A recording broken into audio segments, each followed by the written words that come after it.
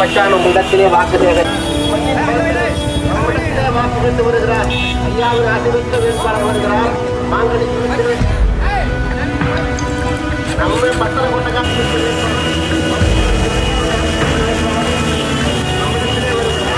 பச்சான் வருகிறார்.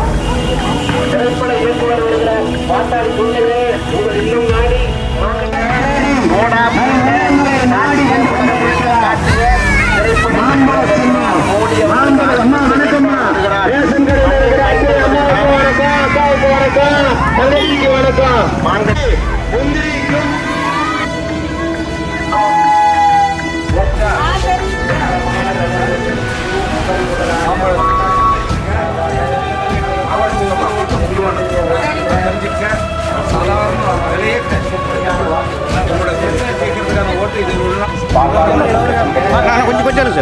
நாடி மருத்துவர் ஐயா அவர்களுடைய ஆட்சி வேட்பாளர் சொந்தக்காரர் பத்திரமாட்டக்காரர் முந்திரி கொண்ட பிரச்சனை டெல்லி செங்கோட்டையில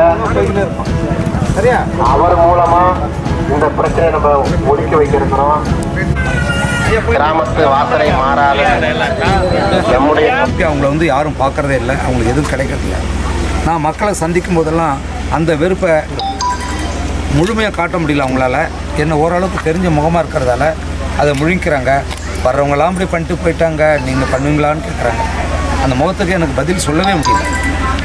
அவங்களுக்கு ஏன்னா நம்பிக்கையை வைக்க முடியல அவங்களால. அரசியல்வாதிகள் மேலே மதிப்பு இல்லை. வந்து பாருங்கள், நீங்கள் நேராக காரில் வேகமாக போகலாம், கோட்டையில் போய் பேசலாம், பத்திரிகையாளர் சந்திக்கலாம், அது கூட சந்திக்கிறது இல்லை. ஆனால் மக்களை யார் சந்திச்சிங்க? எந்த அரசியல்வாதிகள் மக்களை சந்தித்தாங்க? யாருமே மக்களை சந்திக்கிறது உங்களுக்கு திராணி கிடையாது. மக்களை சந்தித்து பாருங்கள், அவங்கள பிரச்சனை என்னென்னு தெரியும்.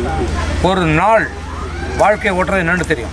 3-4 பிள்ளைகளை வச்சுக்கிட்டு, வீட்டில் பெரியவங்களை வச்சுக்கிட்டு, பிள்ளைங்களை படிக்க வச்சுக்கிட்டு, கல்யாணம் பண்ண முடியாமல் இருக்கிற என் மக்களுடைய வாழ்க்கை உயரவே இல்லை கடைசி வரைக்கும். இப்போ எதுக்குமே விலை கிடையாது. எல்லா பொருளையும் விலை வச்சு கொடுத்துட்டு என் மக்கள் ரோட்டில் நின்றுட்டுருக்கு. அங்கே பாருங்கள், ரேஷன் கடையில் நிற்கிறாங்க. நீங்கள் போடுற 10 கிலோ அரிசிக்கும் அதில் ஒரு 2 ரூபா விலை குறைவாக பார்க்குறாங்க. 100 ரூபா வேலை, 100 நாள் வேலை திட்டம் இங்கே இல்லவே இல்லைன்னு சொல்கிறாங்க. இதெல்லாம் யார் சரி பண்ணோம்?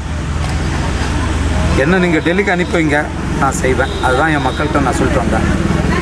ரொம்ப வருத்தமாக இருக்குங்க. ஏன்னா இதை நான் நல்ல ஒரு வாய்ப்பு எனக்கு பாட்டாளி மக்கள் கட்சி கொடுத்துரு. இதை நான் பார்க்காம என்ன படம் எடுக்கிறது? நல்ல படம் எடுத்து அந்த நாடு முன்னேறிடுமா?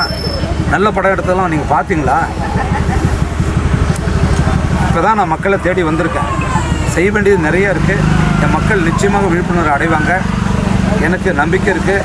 இந்த தேர்தலில் மாம்பழ சின்னத்தில் போட்டியிடுற நான் வெற்றி பெறுவேங்கிற நம்பிக்கை இருக்குது. வணக்கம்.